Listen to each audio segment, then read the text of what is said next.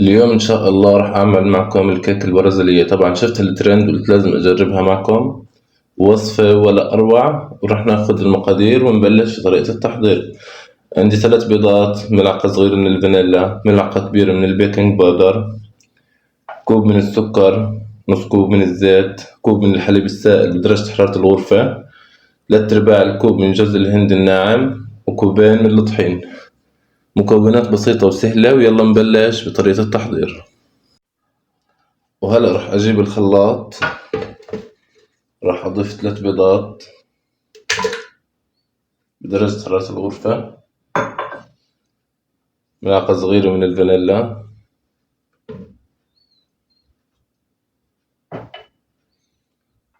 ونص كوب من الزيت.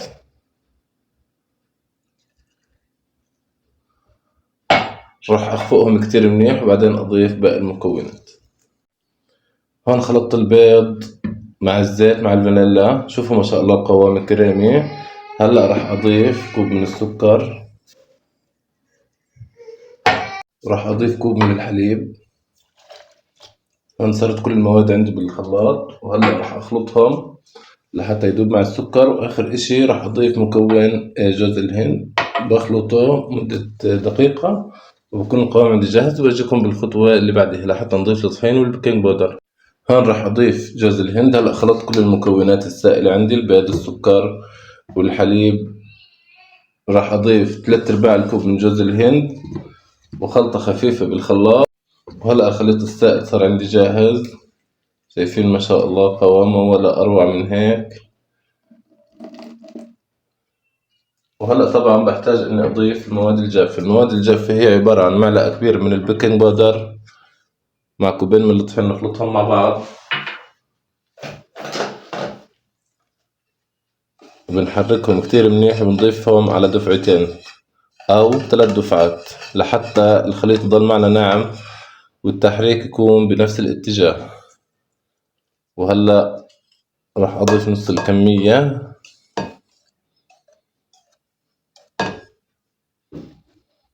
وأحرك بنفس الاتجاه.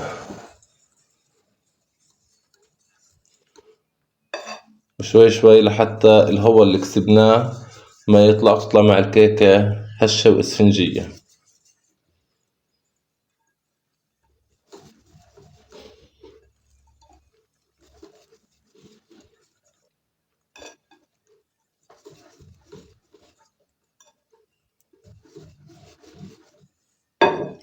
راح أضيف باقي الكمية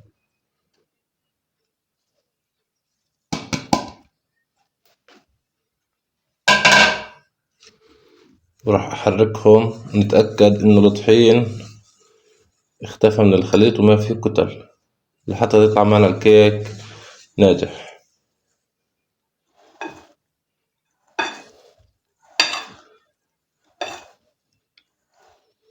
شايفين ما بدنا نخفق بسرعة لحتى الهواء ما يطلع، وما بدكم تبالغوا بعملية الخفق.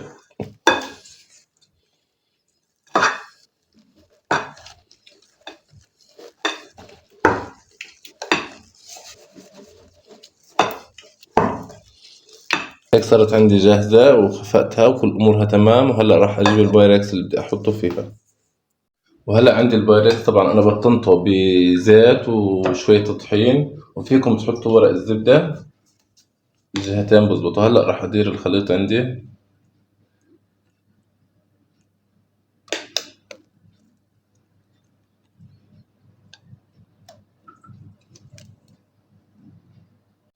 وهلأ راح أدخلها على الفرن بالرف الأوسط على درجة حرارة 180 على الفرن محمى مسبقا. وبشوفكم بالخطوة اللي بعديها. وهي الكيكة صارت عندي جاهزة، كيكة جوز الهند البرازيلية الترند. وهلأ راح استنى عليها بس تبرد وبعدين راح أبلش معكم بالخطوة الأخيرة. حبايب القلب، والكيكة البرازيلية صارت جاهزة معي. شوفوا ما شاء الله النتيجة ولا أروع، القوام هش وطري.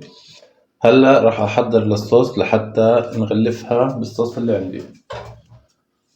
نصلي على الرسول ونبلش بالصوص اللي لازم أسقي فيه الكيكة البرازيلية. عندي كوب من الحليب السائل، وراح أحتاج كوب من الحليب المبخر،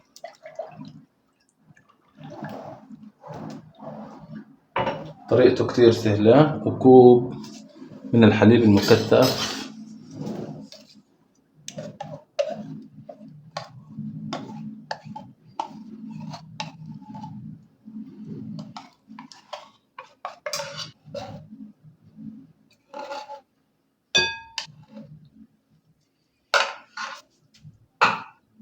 وهلأ راح نحركهم نقلبهم كتير منيح لحتى نغطس الكيكة بهذا الخليط اللي كتير طيب كتير زاكي. نتأكد إنه تجانست المكونات مع بعض.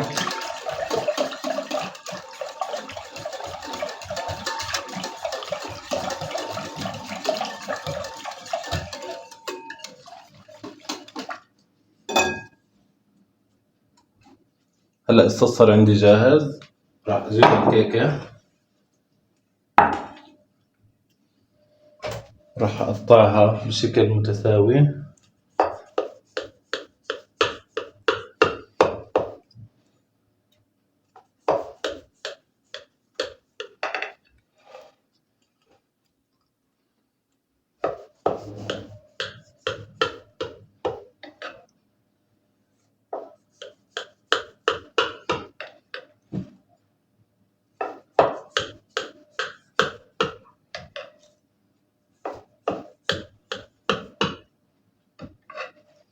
هلا هيك قطعتها، راح اطول معكم قطعة لحتى تشوفوا النتيجة، بس راح اعيد عليها لحتى يكون الحزوز واصلة للأخير وتقطعت معي وما تفتفت معي وتعطيني شكل مش حلو. هلا راح اورجيكم واحدة ونبلش نغطسها بالحليب الخليط اللي عملته وجوز الهند. شوفوا ما شاء الله، هاي ضمن قطعة. شوفوا ما شاء الله هشاشة الكيك، طبعا كيكة هشة بكل ما للكلمة من معنى. شوفوا ما شاء الله هشة كتير، وفيكم انكم تعملوها وما تحطوها بجوز الهند، بس احنا بدنا اياها الكيكة البرازيلية. وهلا راح اغطسهم عندي بالحليب وجوز الهند. نقول بسم الله نبلش. راح نغطسها زي هيك شايفين لحتى تتشرب بأقل من دقيقة لحتى ما تشرب كتير عندي الحليب. وراح أغطها بجوز الهند. راح أورجيكم الخطوات.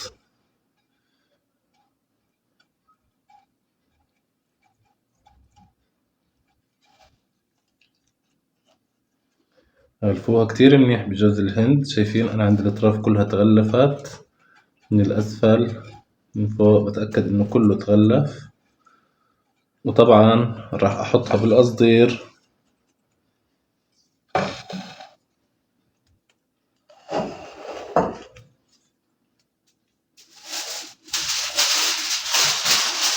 أجيب القصدير عندي قسمتها لأربع أقسام، بحطها بهذا الشكل بس من هاي الجهة،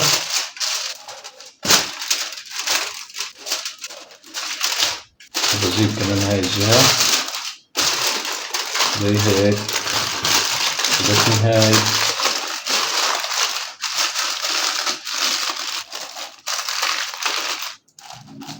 صارت معي بهذا الشكل. بتركها بالبراد مدة ساعة لنص ساعة قبل التقديم. وبالهنا والعافية على قلوبكم. راح أشوفكم بطريقة التقديم. حبايب القلب، الكيكة البرازيلية هون صارت معي جاهزة، طبعا من أروع الحلويات اللي أنا عملتها بحياتي. بتمنى هالوصفة تكون عجبتكم تجربوها. وهلأ راح أجرب حبة معكم ونشوف كيف نتيجتها.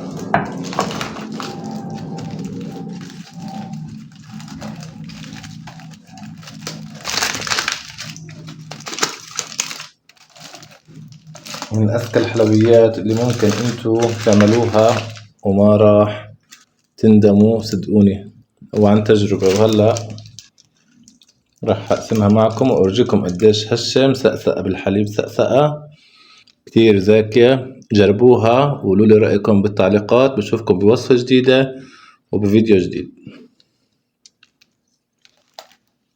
يعطيكم العافية.